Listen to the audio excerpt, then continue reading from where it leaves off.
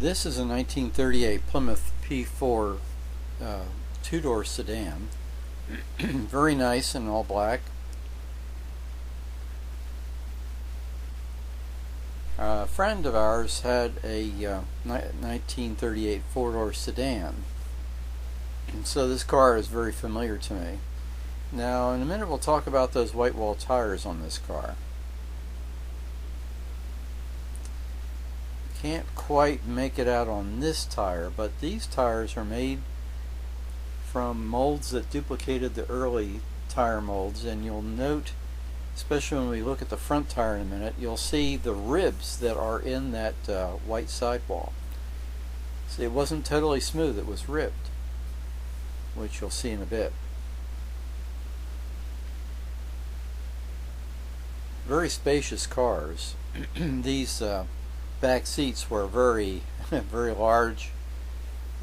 People could actually sit back there, adults, full-size adults, and you'll notice that the fenders were separate from the car. There's that bead along the fender, so that replacement of a fender was pretty easy.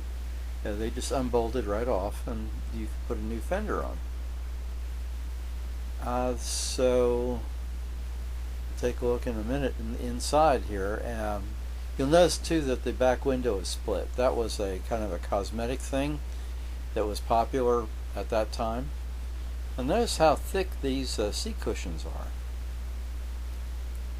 And right there we had a grab handle so that you get up out of the back seat easier. Big steering wheel, nothing fancy there.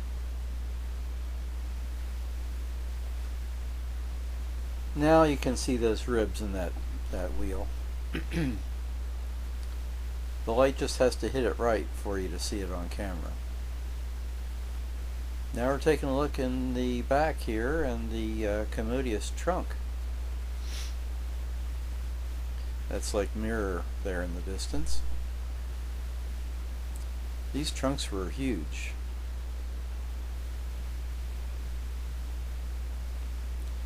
The owners added turn signals, amber turn signals to the car, which is a good feature.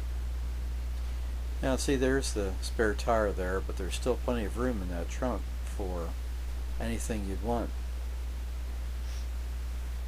And the trunk's carpeted too.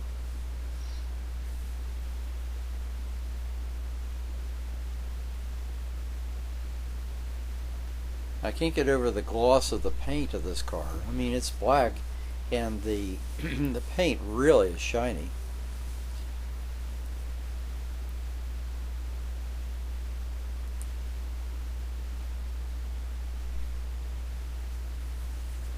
Now, these cars had all steel tops. Chrysler Corporation was one of the first to have all steel tops. It was a big safety feature. There's the dash, but in a minute the owner's going to open up the passenger side door so that you can see the inside, which was very nice of him to do. Here we go. Now draw your attention there to the floor coverings. In the back, the carpeting, and in the front it's a rubber mat.